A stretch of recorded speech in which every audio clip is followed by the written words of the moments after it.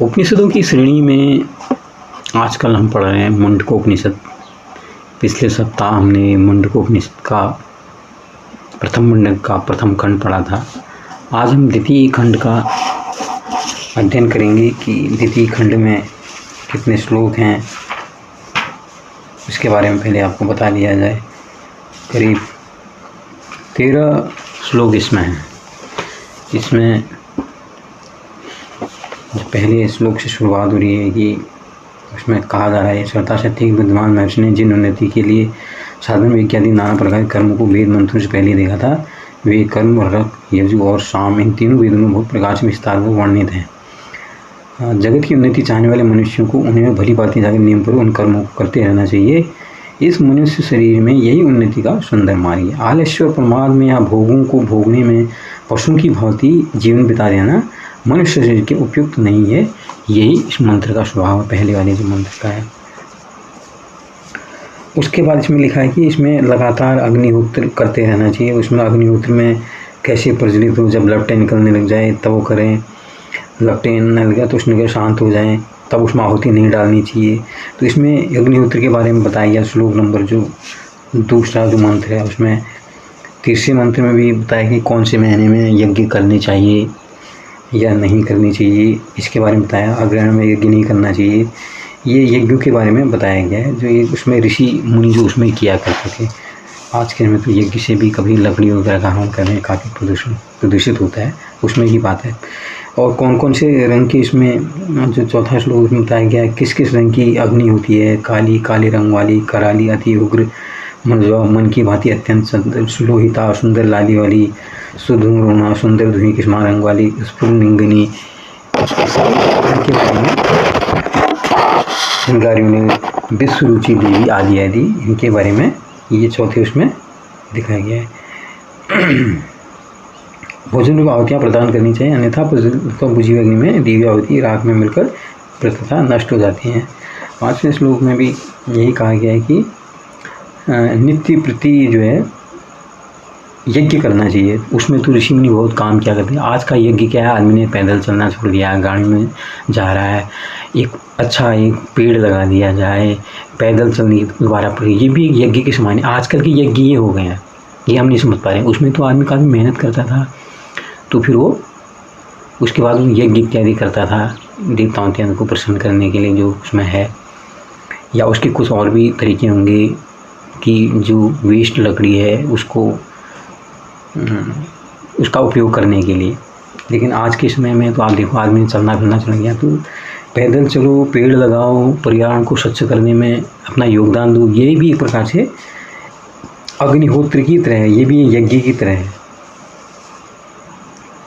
उन प्रतिदीप्त दिव्य जालों में जो है आज्ञा सूर्य के किरणों में परिणत होकर मरण काल में साधक से कहते हैं, आओ आओ, ये तुम्हारे शुभ कर्म का फल ब्रह्मलोक बढ़ता है, भोग सुखों को भोगने का स्थान स्वर्गलोक है। इस प्रकार प्रिय वाणी बार बार के लिए आदर सत्कार पूर्वक सूर्य की किरणों के मार्ग से ले जाकर स्वर्गलोक पहुंचा देती है। कहते हैं स्वर्गलोक कौन जाएगा, जो अच्छी काम करेगा। आज की तारीख में अच्छा काम क्या करना है, आप पर्यावरण प्रदूषित मत करो, आप मांस मत खाइए, आप मदिरा का सेवन मत कीजिए, अच्छे ग्रंथ पढ़िए। किस तरह से लोग नशापान में फंस के अपने ही प्रियजनों की हत्या कर दे रहे हैं, वध कर दे रहे हैं, उसके बाद वो खुद जेल में चले जा रहे हैं। तो अच्छा आचरण बना के रखना आज के समय में यही है, उसको क्या है, स्वर्ग की प्राप्ति हो जाएगी, ये कहा गया है। हमको आत्मा परमात्मा के बारे में आजकल की मनुष्य को पता ही नहीं है, वो कैसे ये सब करेगा। जो 7वां है इसमें बताया गया है कि इसमें यज्ञ को नौका का रूप दिया गया, उनकी संख्या 18 बताई गई। इससे अनुमान होता है कि नित्य, दर्श, पौर्णिमा, चांद्र आदि यज्ञ के 18 प्रधान वेद होते हैं। कहना है कि उपासना रही सकाम कर्मों का वर्णन नहीं है। ऐसे यज्ञ रूप 18 नौकाएं जो कि दृढ़ नहीं है, इनके द्वारा संसार समुद्र से पार होना तो दूर रहा, इस लोक के वर्तमान दुख रूपी छोटी सी नदी को पार हो स्वर्ग तक पहुँचने में भी संदेह है। क्योंकि तीसरे मंत्र के वर्णन किसी भी अंग की कमी रह जाने पर साधक को स्वर्ग में नहीं पहुँचा सकती है, वो बीच में छिन्न भिन्न हो जाती है। अतः दृढ़ अथवा अस्थिर है, जो इसको रचने में मूर्ख लोग इन सकाम कर्मों के कल्याण का उपाय समझकर इनके फल परम शुभ मन की प्रशंसा करते हैं। निसंदेह बारंबार वृद्धावस्था मरण के दुख भोगने पड़ते हैं। निष्काम कर्म जो बताएगा, आदमी हर तरह लालसा, मोह, लोभ में फंसा हुआ है और ये तरह तरह की पूजा पाखंड कर रहा है, कुछ भी कर रहा है, इससे थोड़ी स्वर्ग की प्राप्ति। इससे तो बार बार जन्म मरण की कामनाओं के संसार में वो भटकता ही रहेगा।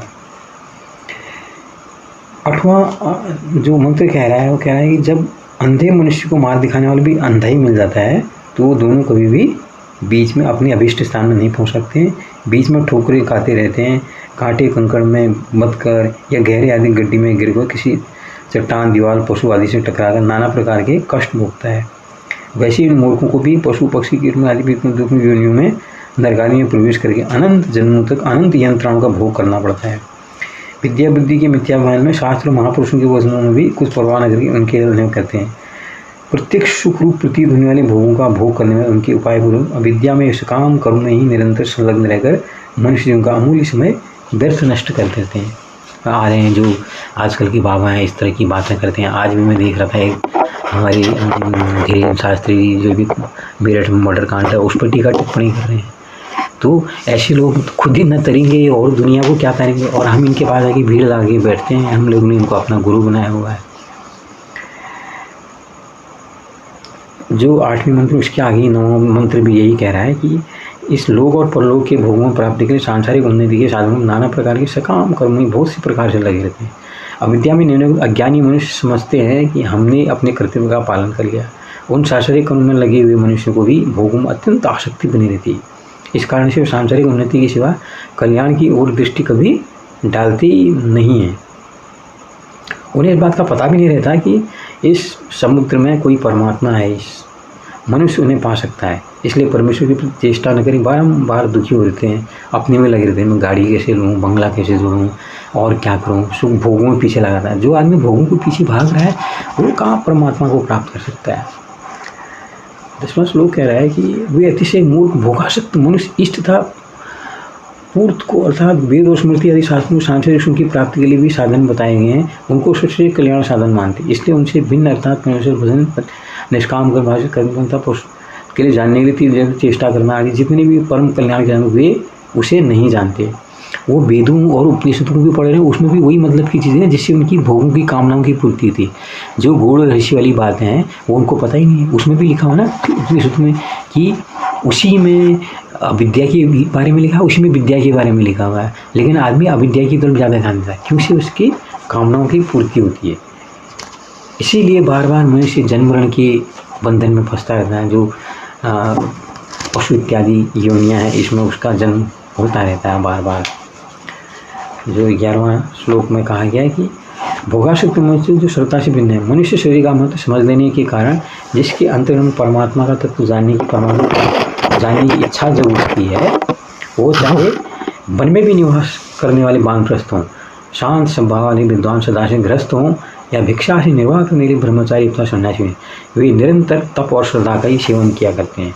अर्थात अपने अपने भगवान आश्रम उनको अपनी भावना का पता करें, संयम पूर्वक जो रहते हैं उनके परम तत्व अमृत नित्य विनाशी परम पुरुष परमेश्वर के निवास में वो रहते हैं। 12वां मंत्र है उसमें कहा गया है कि अपना कल्याणशाली मनुष्य को पहले ही बतलाए सकाम कर्मों के फलस्वरूप इस लोक और परलोक इसमें सांसारिक सुखों की भली भांति परीक्षा करके अर्थात विवेकानंद उनका अनित्यता दुख रूपता को समझना चाहिए और इस प्रकार जो सांसारिक भोग है ना उनसे विरक्त हो जाना चाहिए।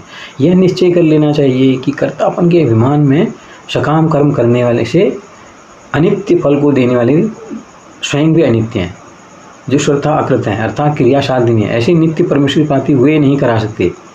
ये उसको जिज्ञासु परमात्मा का वास्तविक तत्व ज्ञान प्राप्त करने के लिए हाथ में संविदा लेकर श्रद्धा और विनय भाव के साथ ऐसे सदगुरु शरण में जाना चाहिए जो वेदों के रहस्य को भली भांति जानते हैं, जिनको पता है कि विद्या क्या है, अविद्या क्या है, अपरा परा विद्या के बारे में जानते हैं, ऐसे गुरु के पास जाना चाहिए। इसका जो अंतिम श्लोक कहता है, उन श्रोत्री ब्रह्मनिष्ठ परमात्मा को चाहिए कि अपनी शरण में आए हुए ऐसे शिष्य को जिनका चित्त पूर्णतया शांत निश्चिंत हो चुका हो, सांसारिक भोगों से श्रद्धा वैराग्य हो जाने के कारण जिनके चित्त में किसी प्रकार की चिंता व्याकुलता या विकार आदि नहीं रह गए हों, जो समदमादि साधना संपन्न, जिनने अपने मन बुद्धि और इंद्रियों को भली भांति वश में कर लिया है, उस ब्रह्म विद्या का तत्व विवेचन भली भांति समझाकर उपदेश करें जिससे वो शिष्य नित्य अविनाशी पुरुषोत्तम का ज्ञान प्राप्त। यहाँ पर जो है गुरु के लिए भी कहा गया, अगर ऐसा शिष्य मिलता है जो निष्काम होके आ रहा है, सारी भोग उसने छोड़ दिए, इंद्रियों की प्रति उसकी आसक्ति खत्म हो गई,